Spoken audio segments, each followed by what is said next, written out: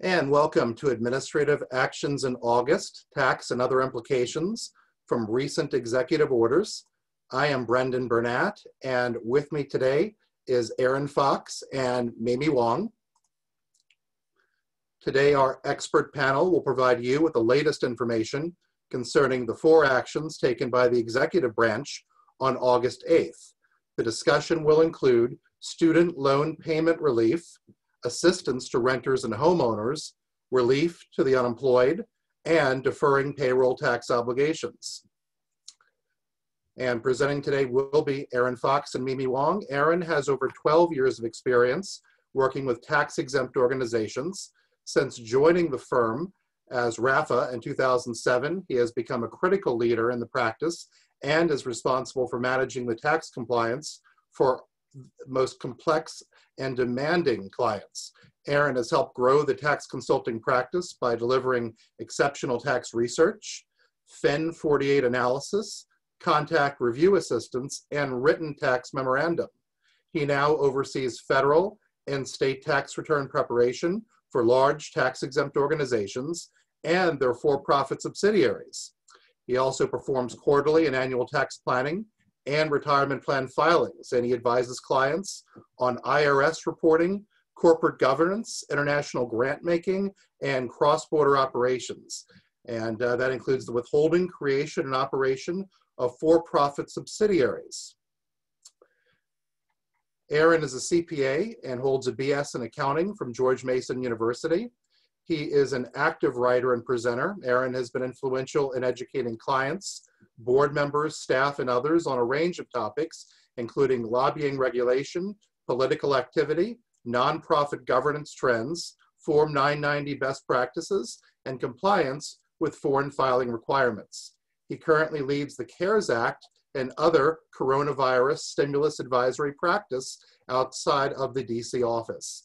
And Mimi has 13 years of experience in taxes, working with corporations, both small and medium-sized businesses, high net worth individuals, as well as tax-exempt organizations. Since joining the firm MARCUM, again as RAFA, in 2015, she has become a resource in the tax practice and is responsible for managing the tax compliance for clients in various industries. She has helped grow the tax consulting practice by delivering tax research, assistance with IRS tax audits, and written tax memorandum. She now manages federal and state tax return preparation for for-profit entities and high net worth individuals. And she advises clients on IRS reporting, state reporting and tax nexus, and international and cross-border operations, including withholding. Mimi is a CPA, and she holds a dual BS in accounting and business from the University of Southern California. She currently helps manage the for-profit tax practice out of the Rockville, Maryland office. And as I was discussing with our panelists earlier, this is a bit of a moving target, these executive orders. They're very recent, and sometimes the news can change quite frequently. And I can't think of anyone better than our 2 panelists today to present you with the latest, most crucial information on these executive orders and how they impact your business. During the webinar today, I encourage you to type your questions in the question box that's accessible via your Zoom toolbar. Today's webinar is being recorded, and the recording will be made available to you. Aaron, thank you for joining us today.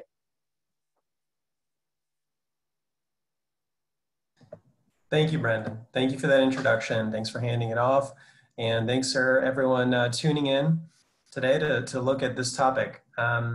So we're gonna go through what happened on August 8th, but as a bit of a precursor, you know, we've been at MARCUM in our group talking about in 2020 pretty much exclusively coronavirus emergency relief, you know, legislation and administrative actions, and that's, you know, seems to be front and center for every business this year. Is what can I do to weather this storm that we're going through here in 2020, and that's kind of what led up to the actions on the 8th. And so, you know, we were presenting on a webinar recently, and I think the association leadership had tuned in and thought maybe it would be good to bring these slides to its members today, because there's a lot of interest right now, especially on the payroll tax deferral, which we're going to get into in a little bit.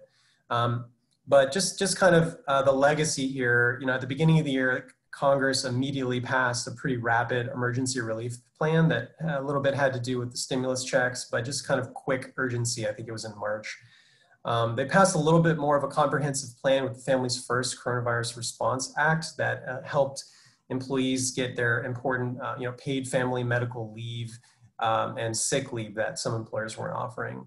So that was important. And then the CARES Act came along, which was the biggest, most comprehensive program that did all the things that you're familiar with at this point, most likely, the PPP program, the EIDL emergency relief, all the various unemployment patchwork assistance. And so the administrative actions that President Trump took on August 8th, which is what we're going to be getting into here, really is kind of an extension of CARES, because what was, I think, the hope was that the both sides of the aisle and Congress could come together and put together another program.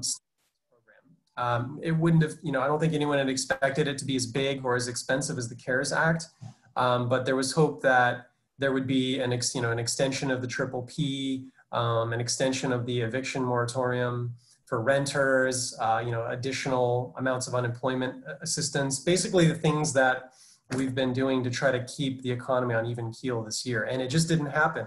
Both sides could not agree in time for the August recess. There was a lot of debate, but ultimately both sides were pretty dug in on what they were trying to get out of the next tranche, and they went on August recess. So the executive branch, through administrative action, decided to do 3 memorandum and 1 executive order. They weren't all 4 executive orders. Not that that detail is too important. It's just the memorandum don't technically go down in historical logs as executive orders, but they all have the same sort of weight and power. And let's flip it over to the next slide. Here they are in all their glory. So really what I think the goal of those actions on the 8th were to try to come up with like a simulated version of what the legislation should have been put out by Congress. I think everyone recognizes that the executive branch is fairly limited on what it can do on its own. And so I think even knowing the limitations that they have, these actions were pretty bold. There was a big extension of student payment relief in there for some students on federal loan subsidized programs, additional assistance to renters and homeowners, although not a full stop of evictions from the CARES Act, additional assistance to the unemployed, and of course deferral of payroll taxes, which had been something that President Trump has talked about a lot, wanting to do, and not getting a ton of support from his colleagues in Congress as far as doing an employee side deferral of payroll taxes. So he did get what he wanted here through executive action, and we'll talk. Mimi will be talking about that towards the latter part of the program, and we'll have some examples for you in there, and we'll talk about maybe best practices, how to implement this, whether you should implement this, whether or not it makes sense for you to just pass on it or not. Next slide. So the first part again was really a relief to students. They had their interest accrual and loan payments sort of paused as part of the CARES Act originally, and that was set to expire at the end of next month. And a lot of these students are not working anymore, unable to pay these bills because they had those sort of Main Street retail, food and drink type jobs that are under the most pressure right now. So there's a lot of pressure in Congress to try to do something for folks that are paying student loans. These are payments for federal student loans, not private loans.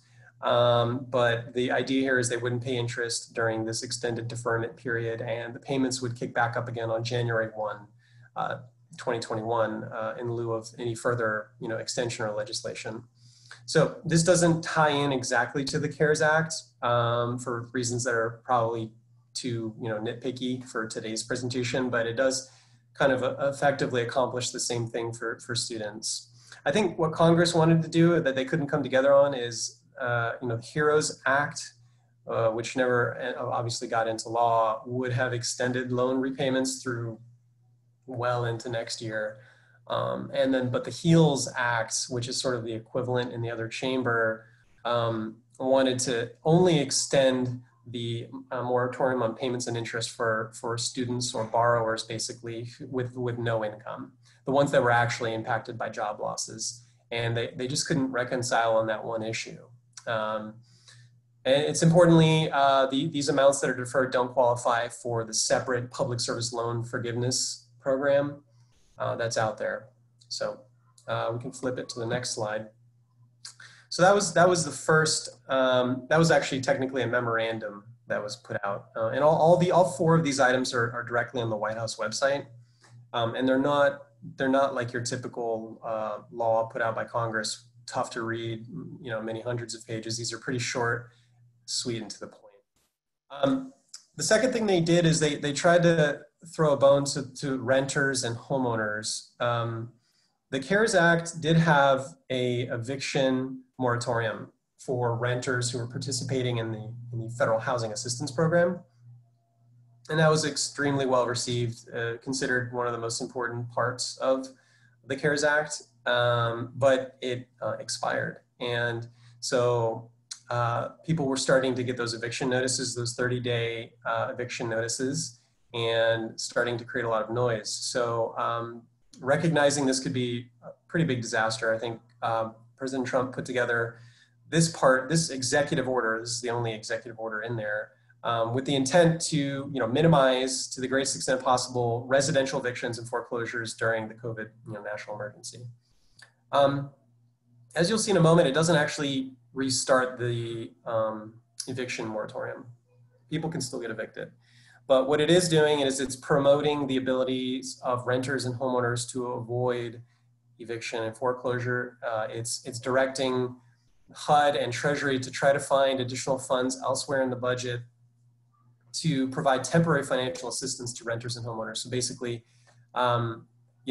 this executive order isn't saying, here's an additional $1,000 a month to pay your rent, but it's ordering other elements, other branches of the government, other administrative agencies to try to find additional stimulus and assistance. So those agencies are set to work on this problem.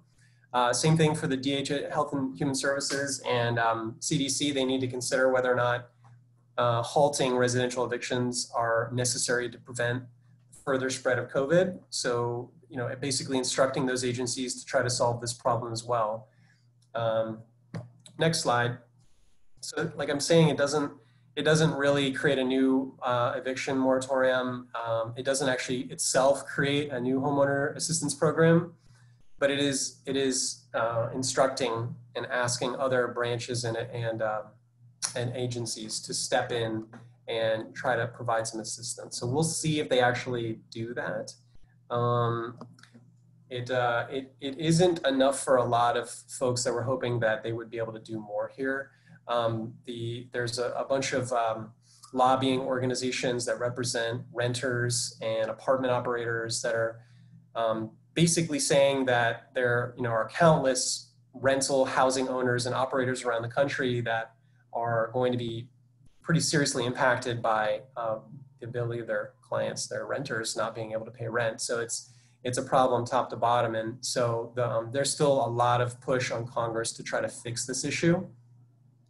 I don't know how they are going to fix this issue. That's why they pay them the big bucks, but it's gonna be through some combination of an extended eviction moratorium, as well as perhaps a housing tax credit for renters and landlords to try to bridge the gap until things get a little better on that front. Next slide.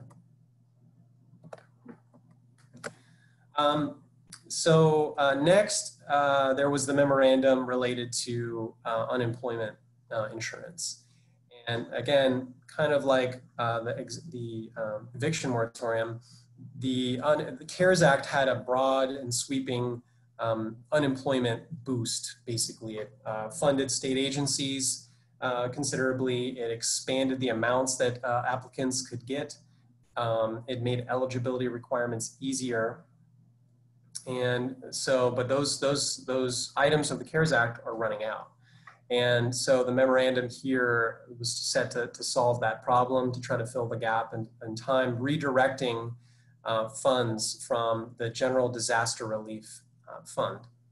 This is probably one of the more controversial parts of August 8th administrative actions, because there's a lot of people that think that that's not actually possible for the president or the executive branch to do. But what it does is it's a boost of additional assistance in the form of up to $400 per week of unemployment compensation supplement, basically supplement to your income. And it's intended, the way the memorandum was written, it's intended for the states to pick up some of the slack. So they wanted the states to pay $100 of the $400, while the federal government would pay $300, kind of a 75-25% split. And the program would basically be in existence until the disaster relief fund met a low balance of, I guess, 25 billion is the watermark that they put into the action, or December 6th, whichever came first. And so that would get you a couple more months of additional unemployment compensation. So I think that would be, that's obviously pretty helpful for a lot of people. Unfortunately, what happened right away is states said, whoa, we definitely don't have a magic $100 per person per week sitting in our budget right now. We're obviously all overextended, so we can't participate even in this at all. And so a lot of states immediately sort of decoupled from this action. And so that kind of put the administration in a tough spot. But as you'll see in a moment, some states have come forward to do this and participate. And also additional, you can flip to the next slide, additional guidance has been put out since August 8th on this particular provision. So now the administration is saying that, oh, okay, well, maybe you don't have to, talking to the states, participate with the $100 kick-in. We'll just provide you the $300 kick-in for each applicant, regardless of whether or not the state participates or not, recognizing the importance of these funds. So as of a couple of weeks ago, I couldn't find more current stats. Arizona, Iowa, Louisiana, New Mexico have all agreed to participate in a lost wages assistance program. I think they're gonna need a lot more participation, and perhaps other states will be starting to sign on to this. But this is the really tough one to do, because it takes these state unemployment offices a long time to kind of change their systems and implement and update their forms and paperwork filings and get their staff trained up on these programs. So I think you're gonna see a delay on this, like we saw in the CARES Act, where one of the provisions in the CARES Act was that states, for at least nonprofit organizations, states would kick in half of the self-employed unemployment claims. And it's just taken states a long time to meet that obligation. But for now, it's unclear which specific weeks this benefit will be applicable to, whether or not it's kind of effective as of the August 8th going forward, or whether or not it's for starting September 1. So we definitely need more guidance from Treasury on that.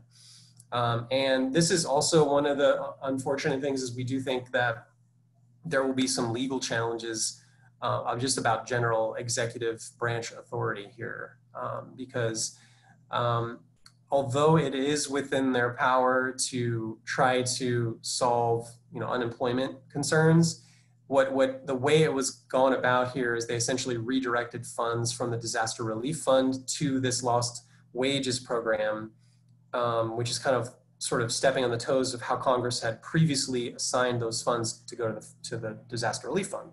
So essentially, taking over the reins of Congress, which we've seen a lot in different ways, but that particular thing, I think, will face legal challenge that will be playing out in the courts long after this program maybe it may have been implemented, and maybe long after it's wrapped up.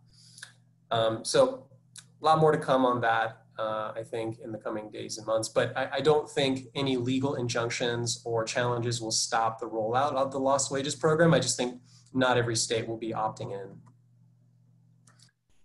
So next slide kind of starts to talk about the payroll tax deferrals, which is a super big deal and could be important for a lot of organizations. Mimi, why don't you go ahead and talk to them a little bit about that, and maybe it can sort of generate some questions from the audience that we can talk about when we're all wrapped up. Thanks, Aaron. Good afternoon, everyone. So previously, the CARES Act allowed for deferrals of the employer's portion of the Social Security tax of 6.2%. This new executive memorandum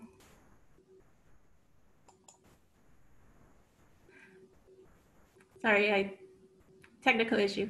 So under this memo, the employee's portion of Social Security tax are eligible to be deferred for employees whose pre-tax wages or compensation during any biweekly pay period is generally less than $4,000. The deferral would be effective from September 1st to the end of the year and would then become payable next year. The Treasury is also directed to issue guidance on how to implement the deferral and to explore ways to ultimately eliminate the obligation to pay the deferred taxes, but as of right now, it would have to be paid next year. On the next slide, let's take a look at an example to quantify the potential benefit of this deferral to employees that we're talking about on an individual basis. There are still a lot of questions on how the threshold is defined, as the wording of generally is less than $4,000 during any biweekly pay period is a bit vague. Using biweekly pay periods, there would be about 26 pay periods in the year. So that comes out to an annual salary of less than $104,000 roughly.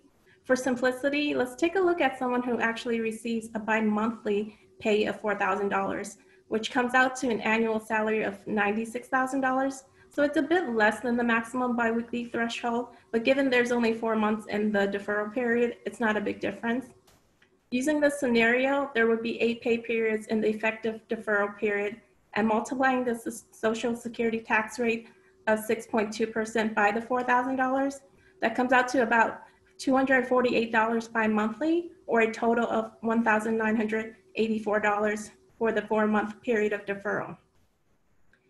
And again, this is close to the maximum one might be deferring. In 2018, the median income is only about $64,000. So that's only 2/3 of what we're calculating in this example. As of right now, it would have to be paid back next year. So effectively, it's only an interest-free loan for a few months, or whenever guidance comes out on the exact date and terms of payment. On the next slide, there's some concerns from the employer's perspective, since there are a lot of administrative headaches and burdens that there's still no guidance on. Some of the questions raised include what happens when an employee leaves during the deferral period? Who's liable to pay the deferred taxes next year? Typically, withholding and the obligation to remit payroll taxes fall on the employer. So usually it would be the employer's liability under normal circumstances. Also, as mentioned before, there are a lot of questions on what does generally less than $4,000 mean. Would it apply to those who earn less than $4,000 during the deferral period, but much more during earlier periods? There have been many pay cuts during this pandemic, so there might be quite a few individuals that fall under this circumstance. And what the threshold also take into account overtime pay and bonuses. These are all unknowns at the moment. There are also a lot of questions on how the deferred taxes would be paid back if it's not ultimately forgiven. Employers wonder if they would need to begin to double withhold in 2021 to pay it back, or if it would be a lump sum financial hit to the employees. With all these uncertainties and no guidance at the moment, there's been a lot of critics of this deferral, as we can see on the next slide. The U.S. Chamber of Commerce and over 30 businesses and trade associations wrote a letter to Congress and the Treasury Secretary. These included businesses from various industries, including auto parts suppliers, clothing sellers, retailers, restaurants, etc. Some cite logistical challenges, and others are concerned over the financial solvency of Social Security and Medicare in general. There are already concerns with life expectancy increasing that funds may run out, and this would cause a concern if the obligation is ultimately forgiven. Finally, businesses are not sure employees would be ready for double withholding in 2021. So many employers at the moment have expressed they will likely decline to implement the deferral, choosing instead to continue to withhold and remit to the government the payroll taxes required by law. As the effective date is drawing closer and only a week away, we're still awaiting further guidance, which leaves many employers unlikely to implement this deferral as of September 1st. And that's really it. Yeah, if I could, Mimi, if I could just add a little flavor there. I think I think a lot of this will be driven based on the feedback that employers are getting from their employees about whether or not they think they would take advantage of this program. Because right now there is no guidance that explains if you can opt out, but we do get a lot of, but it is expected that employers will be able to opt out. Obviously, they don't have to take advantage of a benefit that prevents the government from getting their money. They could just do business as usual. But it's unclear whether or not an employer who's opting in has the ability to let some employees opt in and some others opt out. So that's not clear right now. What is clear is that employers could always choose to give this option to their employees. The employees could, from that point, basically document and explain to their employer what their plan is. No, I don't want to opt in on this. No, I don't want, or yes, I do. But for those employees who are choosing to opt out, the employer, one client did mention to me that they might do it this way. They could, collect the withholding from the employee. The employee's paying their taxes as normally. Their net check has not changed at all. But the employer could, instead of remitting those funds, just hold on to them. Basically, act like it was a deferral, because the IRS and Treasury won't be expecting those funds because of how this law works. If it turns out ultimately that those funds are forgiven, then they would be able to give that money right back to the employee in a January bonus. If it turns out that they're not forgiven and this law proceeds as it is now, as it needs to be repaid, then it wouldn't be really felt by the employee. The employee wouldn't really be paying that double tax next year. So I thought that was kind of an interesting idea. I don't know what kind of paperwork would need to be done, if at all, to actually withhold on your employees but not remit it. But then again, that's kind of what's been happening with the CARES Act all year long, is employers have been sort of withholding their own employer side FICA, and those that took advantage of the deferral of FICA don't have to repay it, half in 2021, half in 2020 until 2022. So they've already not been sending their FICA to the Treasury on their 941. So I think it'll work a lot like that. So I think that the only real administrative issue here that employers are afraid of is changing their withholding, like their withholding amounts in their software, updating that to like ADP or Paychex, whoever their payroll provider is. Like actually withholding less is the administrative challenge, especially since we've got a couple of days till it goes live. And you know how challenging it can be to make these kind of payroll changes on the fly for a large payroll. So like Mimi was saying, we do see a lot of employers making a lot of noise out there about how they are not going to be participating in this program, because after all, it is, it's a $2,000 interest-free loan is what it is. But that said, I think you will see a lot actually participating, because the way the memorandum was written, it says the Secretary of the Treasury shall explore avenues, including legislation, to eliminate the obligation to pay the tax deferred pursuant to implementation of this memorandum. It's kind of President Trump's intent to make this forgiven eventually. He doesn't have the power to do that. That would require an act of Congress. But that's kind of what he's signaling to Congress and to the Treasury. Try to work on that, get that done. No, I mean, no one in an election year, no one is, I mean, this will be all sorted out by January and the election will be over, but it's kind of bad optics to make people pay double taxes in Q1 2021. So my hunch is that this thing gets forgiven eventually. And so, you know, the one suggestion I threw out there earlier about just holding on to the funds, not remitting them, basically you're kind of opting in and just seeing how it goes, but not changing your withholding structure, not having to go through all the administrative hurdles of updating ADP and payroll and paychecks, for example, could be the way to go. We'll see if our payroll providers are comfortable with that. Much like, I feel bad for the ADPs of the world because the amount of payroll tax changes this year, I've never seen anything like it. And they're so having to get caught up on all this stuff. So I don't think you'll even hear, if you're an employer, if you're an HR director and you're waiting to hear something from ADP or your payroll company, things can be pretty late in the game before you hear something, because they're trying to get their systems caught up as well. So I just wanted to throw that out there, that there could be a practical way to implement this. But like Mimi said, there's a lot of folks that appear to be taking the position they don't want to, it's not, the juice is not worth the squeeze, and they don't want to participate. So I'll just leave it at that. And I know we're done a little early, but happy to pick up any questions or expand on any of these things that we've talked about here.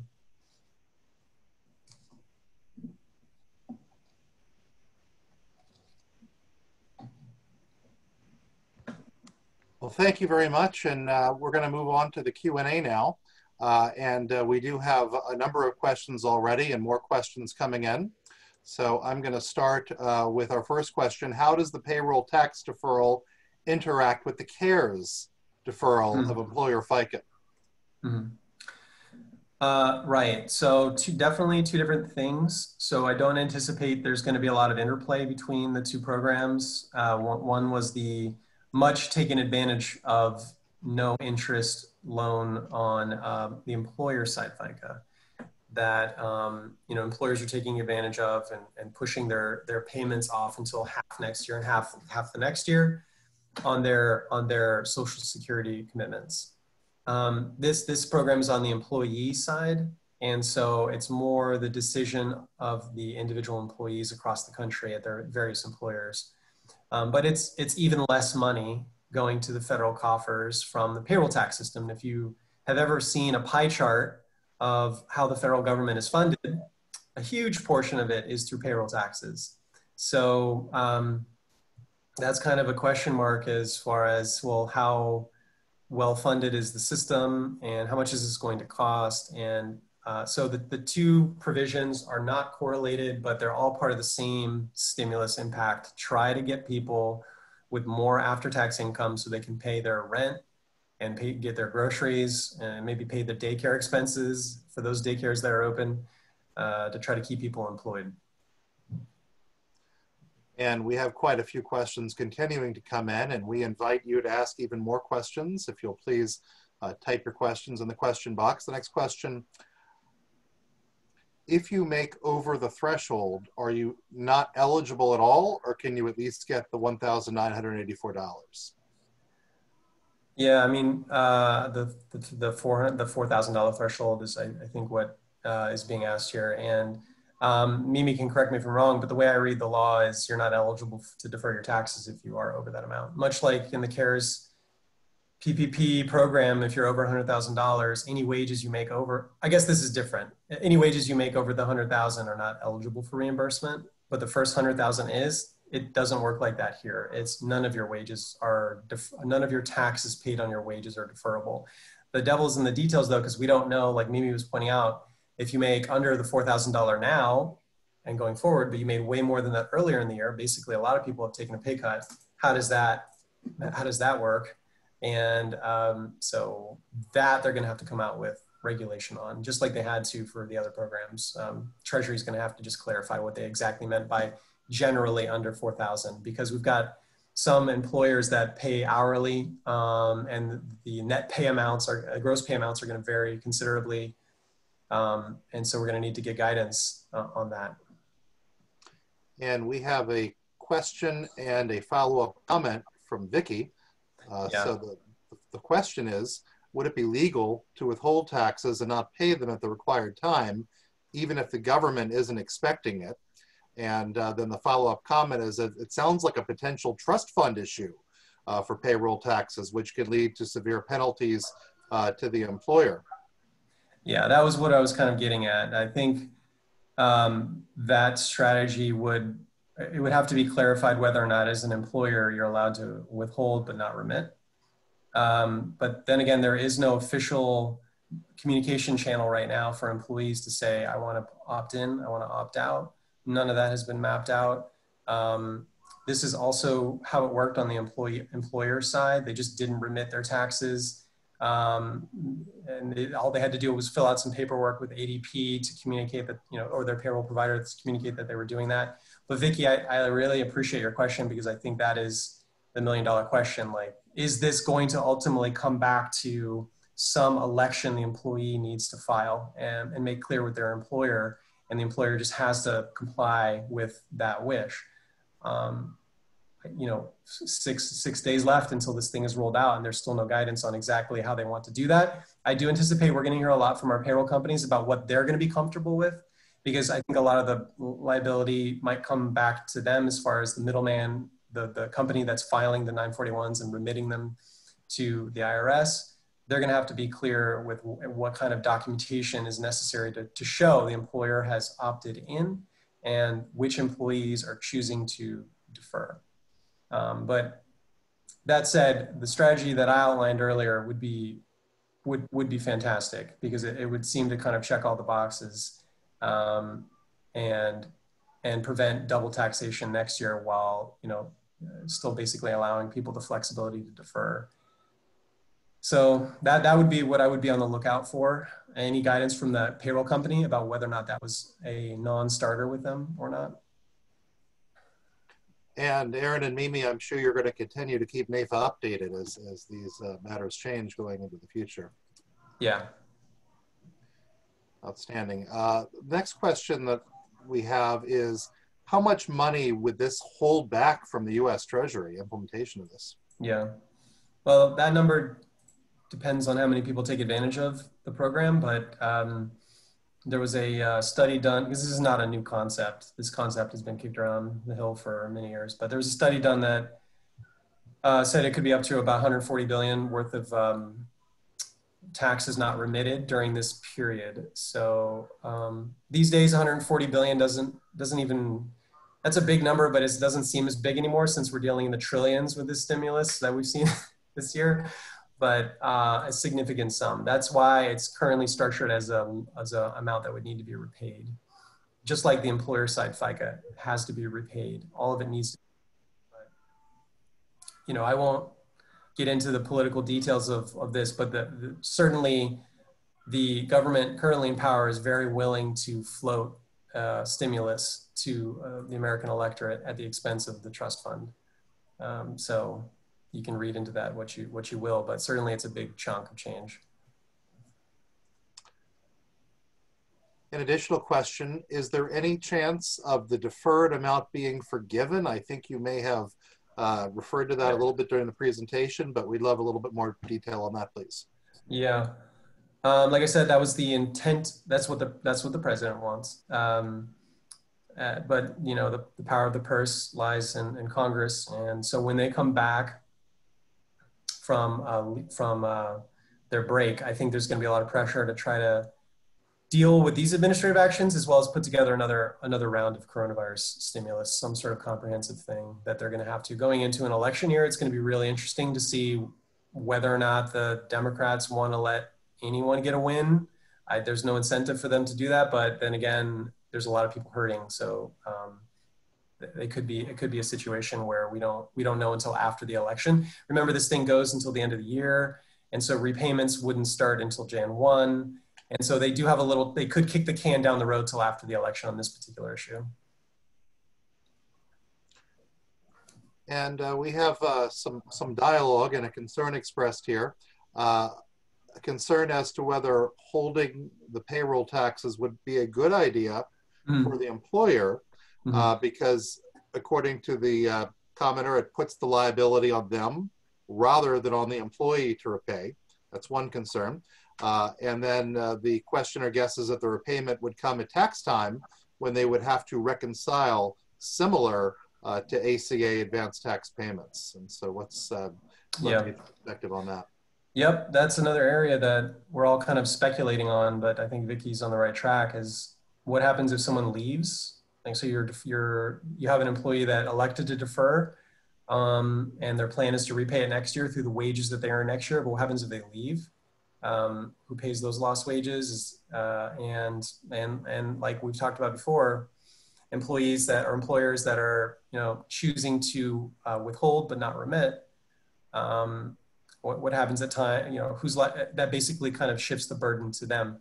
That said, there are some organizations that are choosing to go that path because of the ease of use of the program and the lack of guidance about how to implement any of this. So I think we'll know a lot more once payroll providers start withholding and communicating what they want to document these things, which is sadly not fully clear right now, even 6 days out from the implementation of the tax.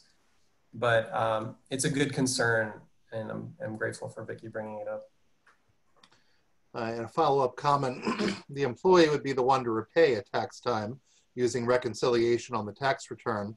And also when the W-2 shows that they are underpaid, it would be easy to reconcile on the tax return. Any observations on that comment, Aaron or Mimi? Yeah, my only concern, my only comment is that to true up the amounts that need to be repaid, if this thing doesn't get forgiven, you'd be going after all the individual employees having to reconcile on their individual 1040s rather than just holding the employer responsible and having them pick it up for all their employees. So easier said than done. The IRS is extremely underfunded right now, and I don't think they're in the position to try to deal with this particular issue, but maybe that's how they do it.